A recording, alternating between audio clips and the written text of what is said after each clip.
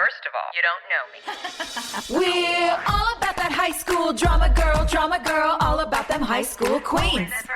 We'll take you for a ride in our comic girl, drama girl, cheering for the right team. Drama queens, smart girl, rough girl, fashion but you're tough girl. You could sit with us, girl. Drama queens, drama queens, drama queens, drama queens, drama queens. Okay, friends, we just watched episode 13. Which my brain's still trying to process this episode because like all sorts of weird stuff happened and they didn't necessarily tie together.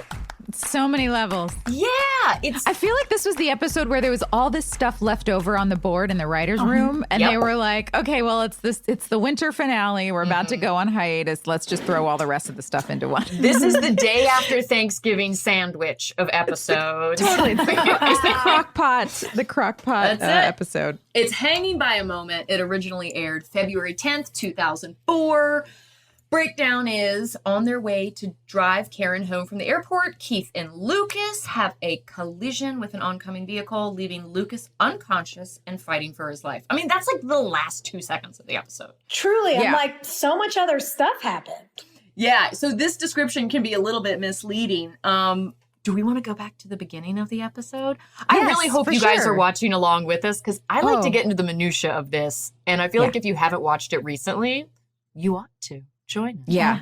Yeah, tune in with us. So how does this one start? Hold on, I gotta go to my notes. I pulled up my notes. So we really dive into Dan. We talk. There's a lot of Whitey Camilla stuff that probably was supposed to be in the pilot and all that other stuff and never worked in. Well, the thing that's pretty crazy is in the last episode, Lucas and Peyton have this moment and Peyton says, ignore it. You know, it didn't mean anything. He says it didn't. She says, of course it did, but we're not doing this. And then this episode opens up with everyone in the hallways walking between classes. And when the bell rings in the hallway, maybe it's empty, maybe it's not. Lucas just kisses Peyton in public at school. I have caught shit for 20 years now for being a bad friend to Brooke. And like, I guess because I didn't really pay that much attention to the episodes once they were all cut together, I just accepted it. I'm like, oh yeah, Peyton's the worst. She's a bad guy. And now that I'm watching it and I see how much Lucas is pursuing the situation, I feel vindicated. I feel better about the situation. They're really switching places, Lucas and Nathan. Yeah. And I mean, Nathan even says it near the end of the episode. It was the first time that he ever said out loud that he had started the whole thing by messing with Lucas because he had been saying to Haley this whole time, I'm a good guy, I'm misunderstood, blah, blah, blah. He was manipulating a lot of it and never admitted it. So that was the first time he slipped and said, so that makes her feel like the whole relationship is based on a lie. And I'm interested to see where that goes. Well, and it's almost like now that Nathan is finally showing up and stepping up and being a good guy, it's almost like he's comfortable talking about what a bad guy he used to be. Yeah. But it's the first time she's hearing it, and he almost is proud of himself. Like, wow, I've become a really good guy, and isn't it ironic that now Lucas is the bad guy, and he doesn't even realize that he has revealed what his first motivations were. Well, it's especially hard to stomach, too, because Haley just had a screaming match with Lucas about, like, what are you talking about? And he's yelling at her about the whole Nathan relationship. And she's like, this is apples to oranges, dude. We are not in the same boat, and defends Nathan. So for him to turn around and be like, oh, yeah, that guy's the worst. Man, this did start off as a joke. Is painful. Lots of revelations. It's probably payback for you leaving him on the doorstep last episode with your, okay.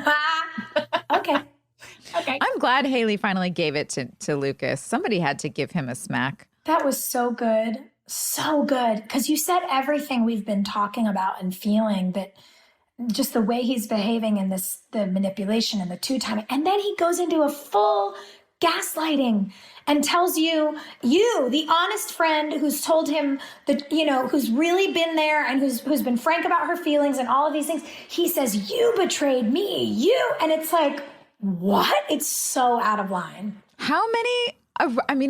There's a level of it that's a normal human reaction. Our pride goes up when we're in a fight. We don't want to be wrong. We want to deflect and put it off on somebody else. Okay, everybody does that in some form or another. There's another level of it when it's legitimate gaslighting and trying to make the other person feel like they're crazy and there's nothing wrong, which I think this borders on. Like, this is a little bit beyond just defensiveness. This is a full turnaround of like, let's not talk about me. Let's talk about you instead and what I think is wrong with you. And I love that Haley just didn't have it. She didn't get caught up. I totally got caught up in those conversations in real life relationships all the time. When things would get turned around on me. And I love that Haley didn't. She was just, I love her. I love her so much more now than I did when I was younger. Well, honestly, like whenever Peyton was like kind of pursuing Haley as like, be my friend, be my friend, be my friend, it always felt like, okay, well, we've got Brooke and Lucas in these scenes. So we have to find a way to get these two other actors in another scene. And so we're going to just smash them together and we'll see what happens. Haley doing this kind of work behind Peyton's back and like calling Lucas out and saying this is inappropriate and doing things that a good friend would do without even then reporting back to Peyton for a pat on the back. Like that's what real friendship's about. It's about doing the hard stuff and having those uncomfortable moments for the benefit of someone you care about. And it's not like Haley went and knocked on Peyton's door and was like, you conniving whore, you know? She took it to the person who's responsible. Because Peyton, I feel like, and we said this when we were watching, I feel like Peyton would be okay to let this go. Like, to just let Brooke and Lucas be a thing. Like, we don't need to talk about it. I'm going to go paint in my bedroom, and it's going to be unfun, but at least it will be solitary. Yeah. He's the driving force here. And for his best friend to recognize that and be like, whoa, whoa, whoa. Like, you're driving this boat. Let's dock it. Yeah. Haley's a good friend. It is totally, I don't know, validating that Peyton is like, please hang out with me. Please hang out with me. Please hang out with me. It's like she knows innately this is the person that I can trust. I love that.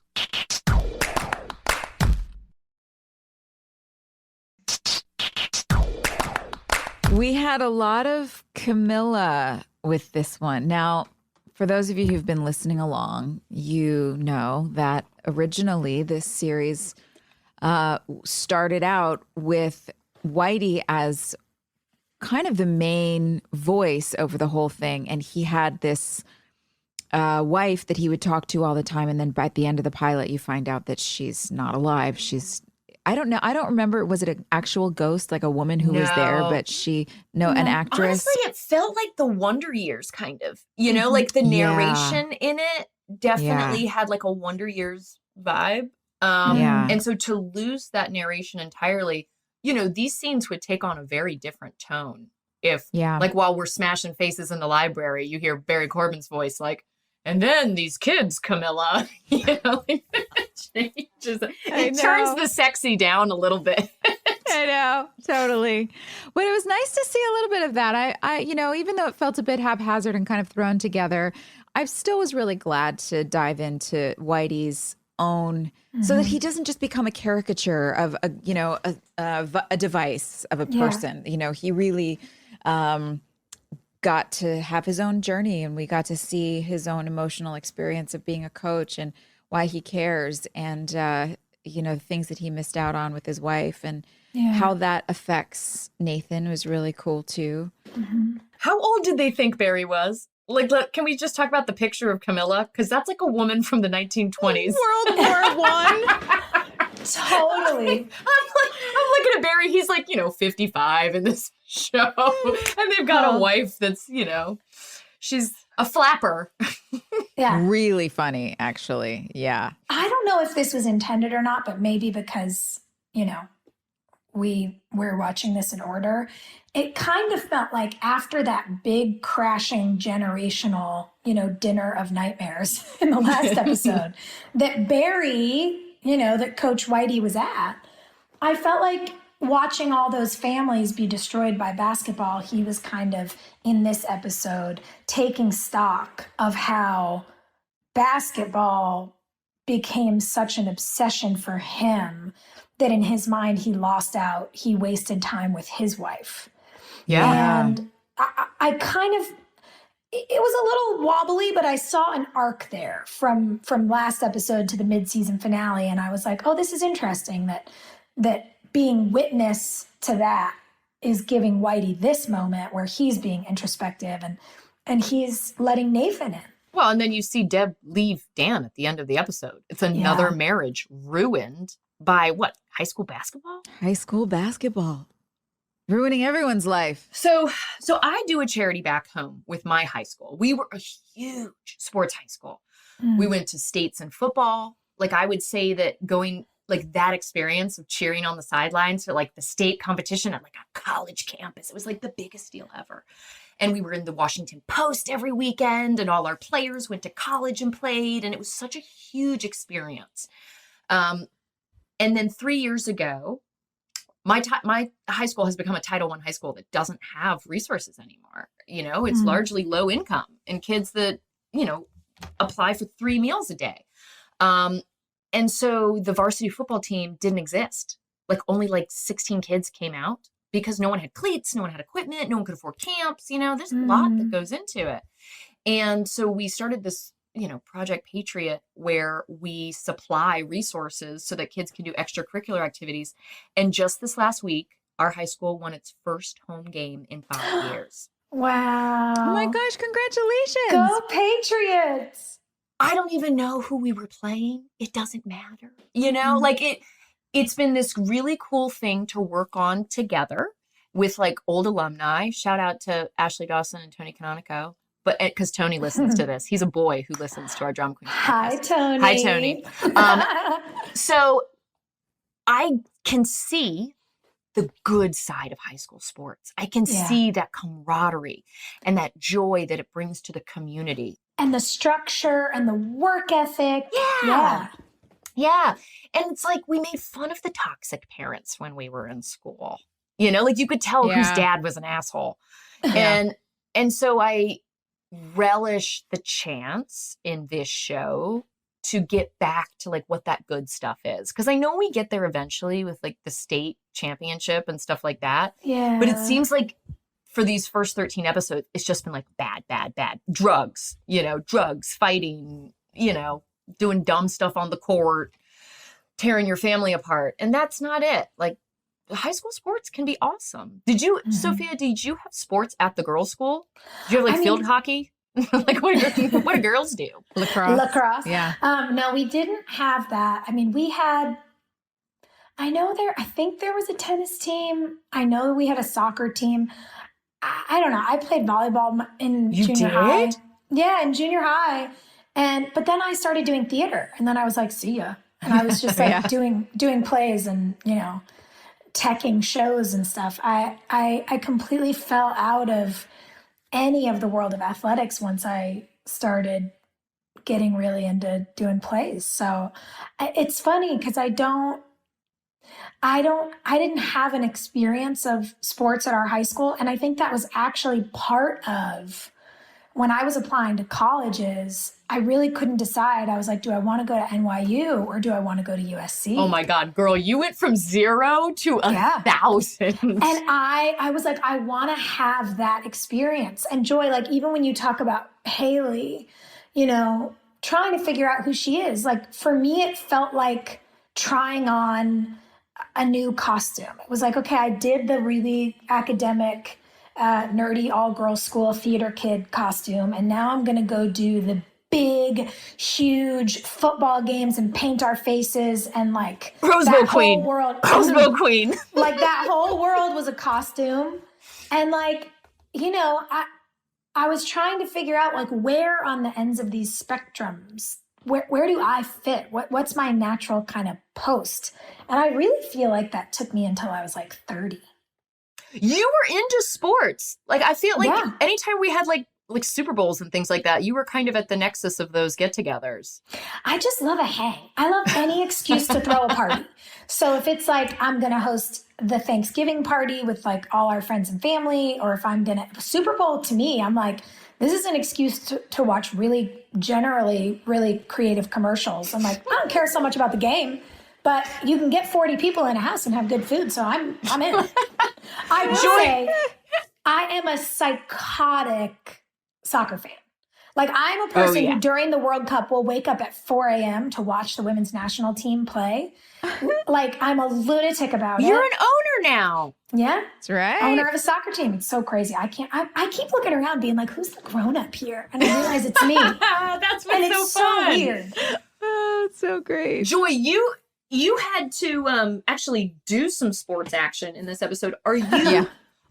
Were you faking it? Can you throw a ball? Yeah, no, I'm pretty athletic. I always was when I was a kid. I had a harder time with team sports, just coordinating with other people, and it was more of the mental agility with team sports because I was so easily discouraged if I didn't get something right, and people would be like, "Oh, come on, Joy," or whatever. It like crushed me. It wasn't easy for me to bounce back from that. So I knew I was really good at theater. So that was my sport because that I didn't have to deal with people telling me how bad I was at it. Oh, honey. It's like team sports. I mean, my really only interaction with team sports, I think I joined a soccer team for a minute, but then I got to play and I was like, I'll see you guys later. And then I think I did like kickball and handball and hockey and gym at school. And I felt comfortable with it. It was just that I didn't know how to interact with other people on a team with passing the ball or knowing all the rules and everything. So I'm really good with like a single person. I kickbox. I can do tennis really well. I'm good at, I can play basketball like one-on-one or whatever. But team sports were just hard for me. Yeah. So as the oldest kid, I'd have to watch my brothers growing up. And so I was always like, oh my God, you won. Like I'm so groomed to let the other person win. Oh, right. Oh, And that's so funny. When I think that's why I liked watching sports, because it was almost like, I don't know, voyeurism. It's like, oh my God, look at those people who want this so bad. Like that's so crazy. You want I don't even remember shooting this though. The free throw stuff. There was that one scene on the court when Nathan comes out and he's trying to teach me, not at his house, but out on the river court. And we were frozen. You can tell because we were both talking and our lips are kind of like, when your face doesn't move. Exactly. We were out there. Also, you frozen. couldn't lift your arms because you're wearing. I know, I was in 12 layers. So you wear like silks on the bottom layer. Right. So silks are, which they don't make anymore now. If you ask someone for silks, they're like, what? Did you know this? No. Yes. Because I've been shooting in Canada so much, then it's gotten to a point now where, okay, so silks used to be made from silk, which was a particular type of like elastic silk that was a thermal layer under your clothes. So even in the cold, it would really trap in the heat very well. But I guess there's like a silkworm shortage or something. So it's really hard to find. You have to find like vintage silk. So now they have thermals, which accomplish the same job a little bit less well. Well, look, I'm going to start a silkworm farm up at Mischief Farm now that Joy has pointed out the void. I had a lot of layers on. It was that, and then the, whatever goes over it, and then the t-shirt, and then the long sleeve t-shirt, and then the corduroy scarf and corduroy jacket. Oh yeah, let's talk about layers. Sophia has tripled down on the unsexy. Michael, watch me. A turtleneck, and I'm going to wear a scarf over said turtleneck. Your Tigger scarf. Oh my God. You so doing great. the Winnie the Pooh song killed me while we watched this episode, Joy. Yeah, that, there's something so funny about it because I look so goofy in that little outfit. It's so sweet. It's so sweet because this girl just is leaning in and telling her best friend she's falling for this boy and starting to tell this boy about how she feels. It's like that scene where Brooke and Lucas go for the walk in said scarf when they have hot chocolates. Like, she can't even keep it in, it's falling out of her mouth, and then she diverts and says she's talking about Karen and Keith.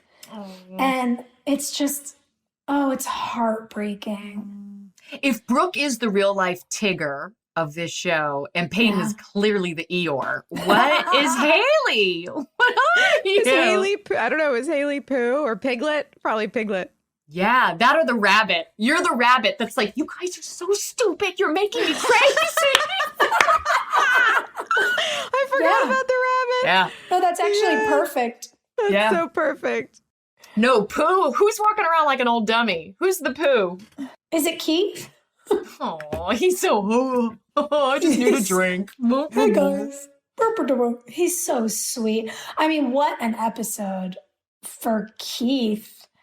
Yeah. You know, reminding us that Karen kissed him at the airport. And he said it. It wasn't just a friendly goodbye kiss. It was a kiss. Yeah. And you know, Karen's been gone at cooking school in Italy for 6 weeks because Moira was off having a baby. And she's finally coming back and he can't wait to kiss her again. And he's taking Lucas and he has this whole conversation with Lucas about no matter what happens in, you know, Keith and Karen's relationship, he'll always be there for him. And they exchange I love yous. And it's so sweet. And Keith gets distracted by Dan, who he's just had this terrible interaction with. And he does that thing, which I think we've all, I mean, how close have you come to doing that when you're at a light and it turns green and then you're like, oh no, my left arrow is red. I don't go now. Yeah. But you start to and then you stop, you know? All the time. And it's that moment where you really go, oh God, it could have been me. Yeah.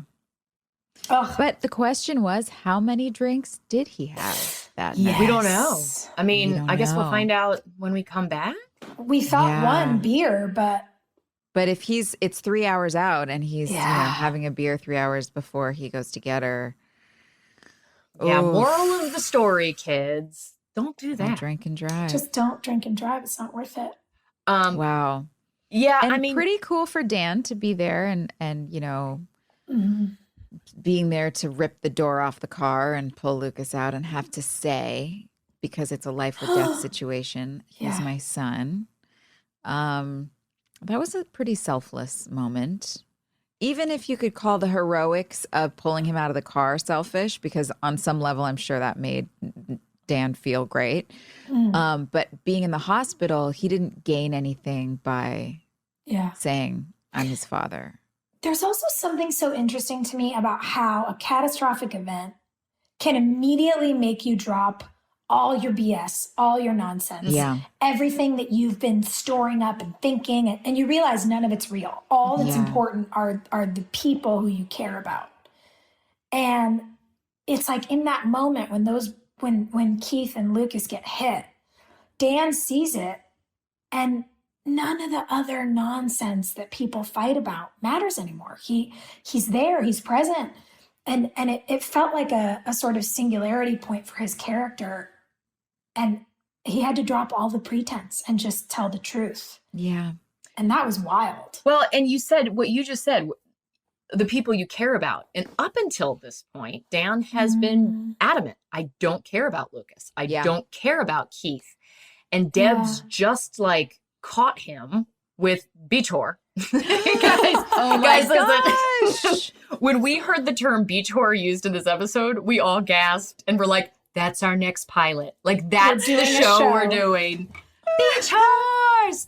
Beachor had a great episode. But Deb just gave Dan like a look that is heartbreaking. Oof. And so beyond anger, it was like, it's fine.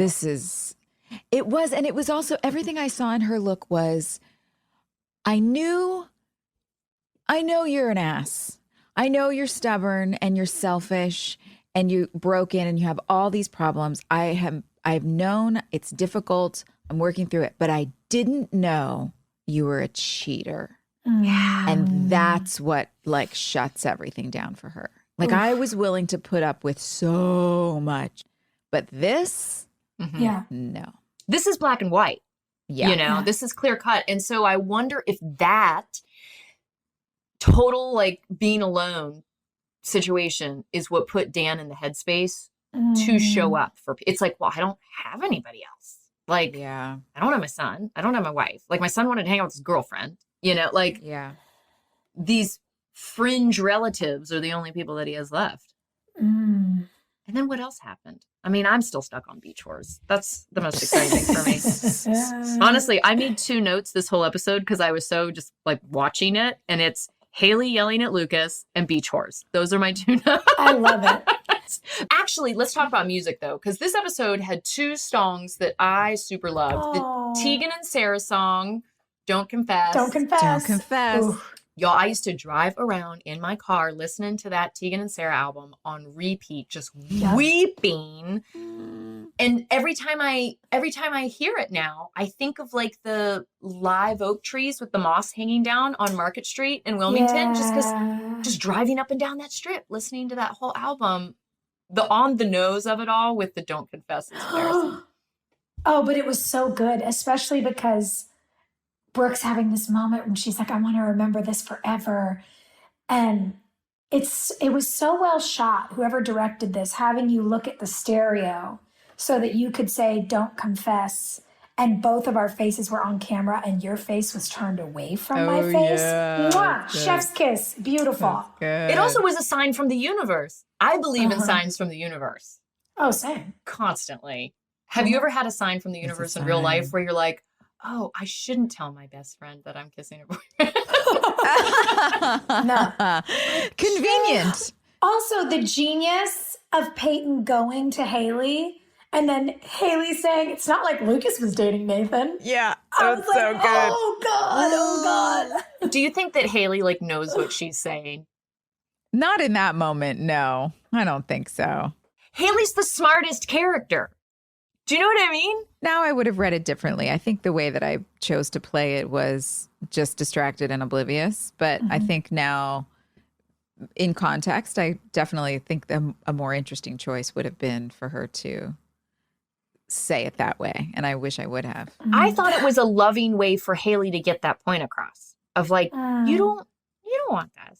Like, Oh, funny. I'm being your friend and I'm going to say it in a way that is gentle for you. That's much more interesting. I wish I would have made that Wow. choice. That's how I took it. You I know? have to say, I kind of saw it in the middle. I felt like when you said, what's this about or what's going on? Whatever you said to Peyton, and then Hilarie, your response is, oh, it's friend of a friend stuff. Yeah. I felt like Haley was like, what's going on? And then you're like, no, it's not about me. I need help to advise someone else. And then I almost felt like you kind of got lost in telling your own story. And then you crack a joke in this way that was sort of irreverent and that lands so hard. For me as an audience member, I saw that like sucker punch Peyton, and Haley was just like, I'm giving great advice in this moment. And I was like, oh God, everything is bad everywhere. Everything is bad everywhere. At a certain point, I need like somebody to get their knee off my neck, you know, just because it feels like every episode is. I think that's the title of the of our podcast episode today. Everything is bad everywhere. Drags. Did you guys also clock that Shin song too? I had to look it up again because I love that song. Remember Over the Ramparts You Toss, the scent of your skin and some foreign flowers. Ooh. Do you remember this? Tied to a brick, sweet as a song. The years have been short, but the days were long.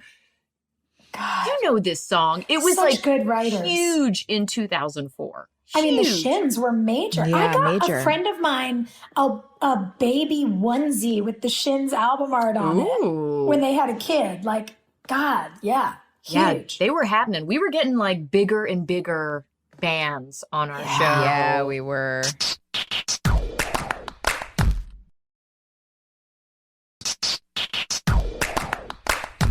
All right, you want to do a fan question? Yeah, let's do a fan question. Okay. Nicole is asking about the filming locations. She wants to know, was the show filmed in actual houses or built sets? Yes, let's talk about that. Both. Haley's bedroom set. Haley's house exterior house. Neighborhood house. I think Yeah. all of our homes, the exteriors were actual homes and all the interiors were. Well, Well, no, Nathan's house we were in Yeah. there. Nathan's house, we were inside those people's houses. Peyton's Yeah. bedroom was on set because we spent so much time there. But the entire downstairs and obviously like the exterior of the house were a real house that was right across the street from Haley's house, which is not something, you know, people who go on the tour in Wilmington know that. But we Yeah. were the girls from the rough side of the tracks, which I think That's right. they should have played that up more. I You think know, so too. Yeah. I think that would have been really cool. because what we liked in the last episode is you turn around at Peyton's house and you see the house across the street and there's like weeds up to the second story. Yeah. You know, like nobody tried to make it look posh or pretty. Wouldn't it have been cool if like Haley and Peyton actually were like on the same street and kind of Real always neighbors. saw each other and ignored each other or whatever and started to. That would have been cool. Well, did you have people like that in real life growing up? Because I definitely did. Yeah, for sure. I mean, I remember singing a song to our German Shepherd in the backyard and like looking up and seeing all like the hot middle school dudes walk by and being like, oh, I'm gonna die. This is the worst. But yeah, proximity was already built in with our locations. I don't know why we never played that. Lucas's house was a house too. The downstairs. Yeah. His bedroom was on stage. What about how much of Brooke's? Oh my God. We didn't see Brooke's house Yeah, yet. I saw it with like Felix once. We don't see Brooke's house, until we get later into the season. There's a big scandal, and you go into Brooke's bedroom for the first time, but there's no house. I don't think Brooke got a house until season 2. But same, the exterior was a real place, and then we would use some of the downstairs rooms, but then my bedroom was always on a set. Anywhere that we were going to be with any regularity, aside from the big Dan Scott house, they would build on stage because it was just too hard to deal with when you could be in the houses, getting the folks who live there out and comfortable. And Such a process. It's really hectic for people. So they liked building sets so that we could kind of make our own schedules. Well, so for Peyton's house, in the midst of our shooting, the house sold, right? So there was no guarantee that they were going to let us keep filming there. And the young family that moved in was John Jeremiah Sullivan, who is a really accomplished writer. He's a writer for GQ and I think for like Rolling Stone. He's written a bunch of books. Cool guy. And so I ended up kind of making friends with them. And I've stayed in touch with him and his family. Their daughter was born. Like they moved in when his wife was pregnant. Their daughter was born right after we, signed our agreement with them. And they were like, oh, we get to go stay in the Riverview Suites for a couple days here and there and make some money and it pays our mortgage. Oh, no. What they didn't realize is that like our set dressing wallpapered the house the way we wanted it, not the way they wanted it, but they only went halfway up the stairs. Mm-hmm. So for like years, they had to live with the halfway wallpaper, which doesn't sound bad at first. And then you're like 6 months into your house and you're like, I'm gonna rip this off. Oh my God. He wrote an article about it. I was going to ask. I remember that article kind of broke my heart. I really felt for them. It was a painful situation. And so as their daughter got older, she grew up with people in their front yard and on their steps. And then when she was old enough to watch this television show that, she might be in college now, or either she's like in late high school or college now. She watches the show. And in the later seasons, when we get to the Psycho Derek stuff in the basement, for her to watch all of that like trauma happen in what's supposed to be her house was so weird. So weird. So for any of you who go through Wilmington and like go by the houses and stuff, these are real people and they're lovely. Like, please be so nice to them. You should leave like flowers and, presents on their doorstep because they've been so good to our fan base. Yeah, it does. It does also feel worth repeating. I love, and I know we all love, that our show means as much to all of you guys as it does. It means a lot to us. Yeah.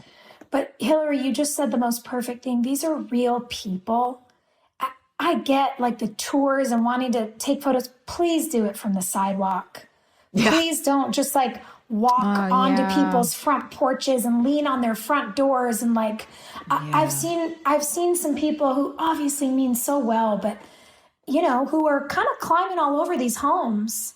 And when the writer you're referring to wrote this piece, he talked about how terrifying it would be for his little girl to just have like strangers peeking in the front windows and outside her front door. Did they try and sell the house and then couldn't because it was a TV show house? Is that what happened?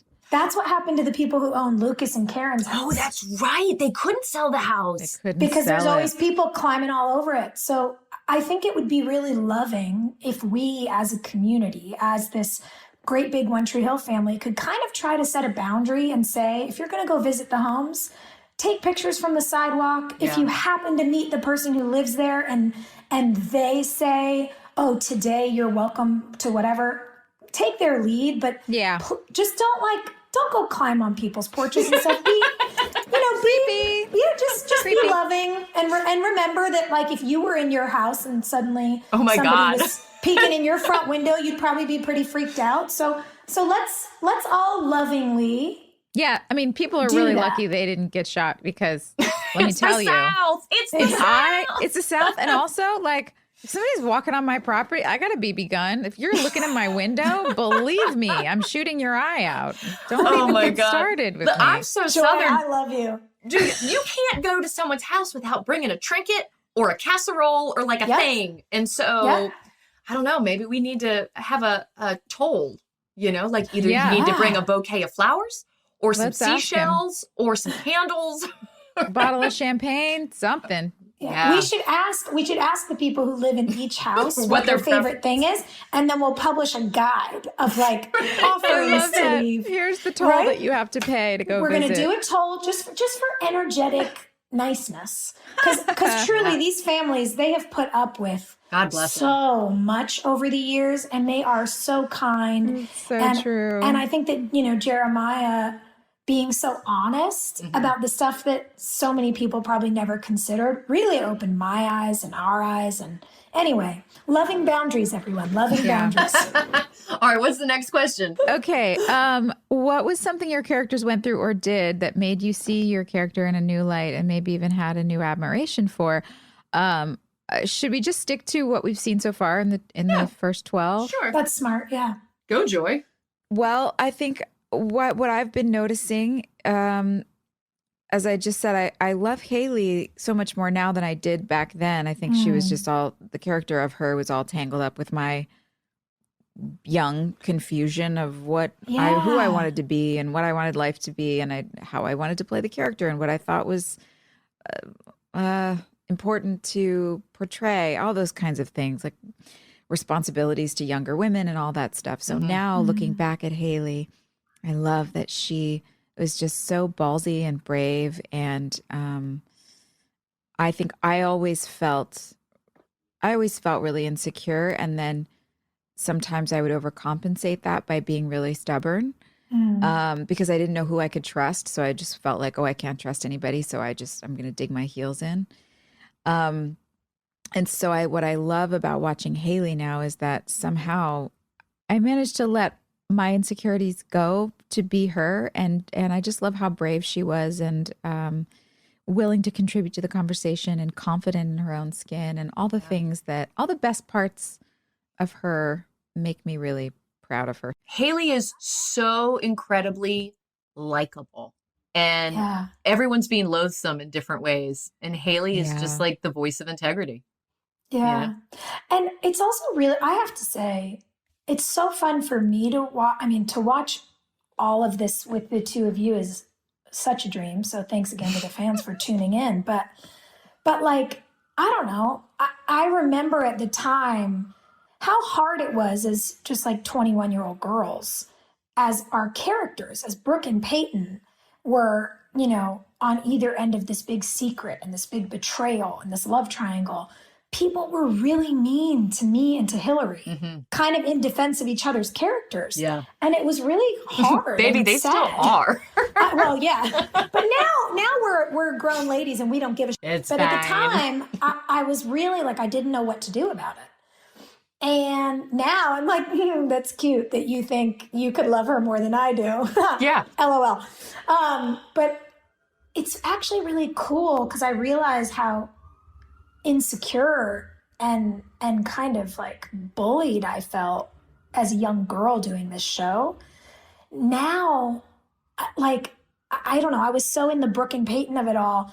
I'm loving watching Haley. I'm like, dude, I forgot. Like, there's just things I forgot. And to see her be so true blue, have such a clear sense of right and wrong, I think for so long, especially young women, we get encouraged to be like, yeah, but what was he feeling? Why do you think he might have done that bad thing? And there's justify always like a little, there was a lot of like justify for love nonsense. And Haley was like, we're not justifying anything. and so now I'm watching her just being like, this is the friend we all deserved. Yeah, she's handling. I know the question is specifically, did the characters go through something? I mean, like I said, again, it's just watching the progression of all the circumstances that are happening and seeing how, we're handling everything. But I think just Haley blossoming in this relationship with Nathan and being more comfortable in her own skin and discovering who she is and what she likes. And it's really fun to watch. What about you guys? Well, I just want to say it makes sense that the one with the parents and like the family unit is the one who is navigating the best. Yeah, it does. Wow, yeah. It does. I have struggled with Peyton for a long time because, she was vilified and I didn't really pay attention to why. And it was just like, okay, fine, whatever. And there've been some really sweet kids who listen to not kids, we're all like older now. But people who listen to our podcast and who come online and they're like, just so you know, like, I liked you. So thank you for that. That's really nice. But seeing a girl who should probably be in therapy, seeing a girl who should have an aunt or an uncle or a grandparent or anybody check in on her and doesn't, watching her get manipulated by a boy, I never thought to characterize the relationship that way because it does end up becoming the happy ending by the time I left the show, right? Right. But I think it's important to acknowledge that when we're kids and we're sorting out how to have relationships, and maybe we haven't necessarily had examples of that, there are going to be mistakes. And Lucas is making major mistakes here. Peyton's paying for it. Brooke's going to end up paying for it. Yeah. But it never occurred to me before that it wasn't Peyton's fault. I think I assumed, but I think Peyton assumed ownership of the chaos, certainly for me, for like 18 years. And so to watch it now as an adult, like I'm watching it as a third person. It's not me, the character or the actress. I'm a totally different human now. And I can watch it and be like, oh, Bunny, you need a person, you need an older lady to brush your hair and say, oh, no.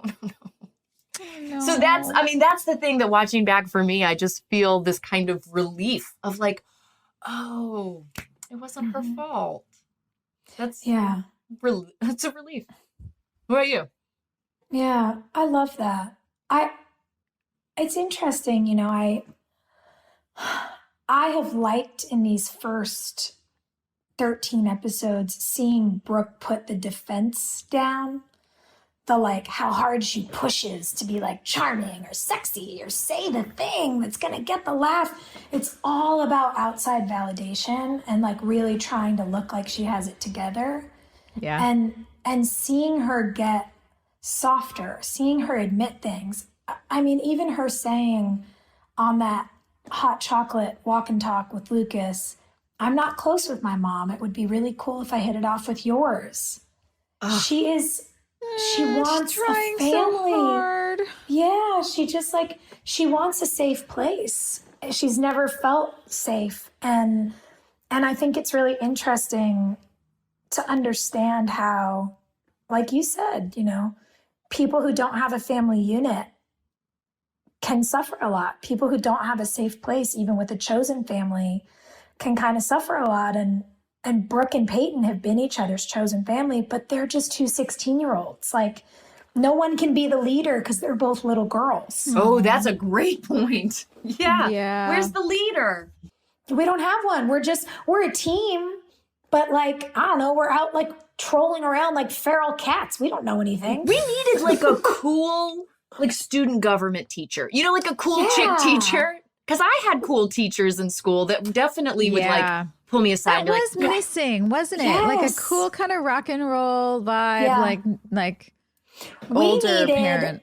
We needed, when we were all the kids at Tree Hill High, to have the teacher / guidance counselor that Haley James becomes later in the show. We never had that. Yeah. Plus back then there was such a big separation between the parents and the kids with fashion, and it was like very clear who was like mom, like soccer mom's face, and then who were the kids. Yeah, Barbara with her tan pants. But it really It really created a big divide, I think, between the adults and the kids. And I don't know what your experience has been, Hill, as a mom of, preteen, I guess. Yeah. Almost. But there's less of a divide. Like there's much more of a, I mean, maybe I'm just a really cool mom, but You're a cool mom. It seems like there's less of a divide between the parents and the kids. It seems like, I don't know. Is that just my world? I think that we hang out with our kids in a different way than like our parents' generation did. Yeah. You know, maybe that's what it is. There's, we're the communicators. But I would say that when I was in school, there were a number of teachers who were really young, like right out of college. So they weren't necessarily that much older than us. And that made it really easy to communicate with them. And so I wish that our girls had a woman in their 20s, you know, that would have been good for us on set to have someone a little bit older. For sure. Oh man. That'd have been amazing. And good for us in the narrative because we were just floating. They wouldn't have known how to write for her though. Yeah. All the boys got to have mentors. What the heck? They had multiple mentors. It's actually really interesting too, thinking about how intense the divide was, even with our wardrobe. Something just clicked for me where I'm like, oh, but we were all 21, 22, 23, you know, aside from sweet baby James, who was 18 this first season. But, you know, everyone playing our parents was only like 15 years older than us. Yeah. They were weren't kids. actually old enough to be our real parents. Yeah. So I think they also tried to age them up in dressing them more kind of like parental conservative khaki. Yeah. Like they didn't want Deb to be the cool mom because then everyone would know she wasn't that much older than us. Yeah. Right. That makes sense. That's true. Well, Deb went through it this episode. Peyton and Brooke are going through it. It's a big episode. And I think this was our winter finale. So I think this was the hiatus one that we stop like November, 24 or something, and then come back January 17th. These episodes, though, were airing in February. Do you guys remember back in the first years of our show, we would take March off because every week in March was a rolling spring break. And the network had this obsession, I guess, or some person there was convinced that if we aired episodes over spring break, the ratings would go down. Oh, that's so weird. So they would take us off the air for all of March. Yeah. And then we'd come back on Dude, here. I totally forgot about that. It was so weird. That's it was right. so weird. Well, now y'all can stream it. Now you can watch it in like 2 days. Just You binge watch it. whatever you want. This is our March hiatus, and we go out on Lucas flatlining. Flatlining. Scary. As if the surgery wasn't like a dramatic enough point. They were like, we really got to go out on this button. By the way, when he shows up and the surgeon has to say, he takes one look at him and he goes, he's going to need surgery. I'm like, you haven't even examined him. Yeah. You don't know. Maybe he's just got a concussion. He might be fine. He's dramatic, you guys. Calm down. He's going to need surgery. I mean, nothing against the actor, but he had to say that line. All right, let's do a most likely to, huh? Okay, let's do it.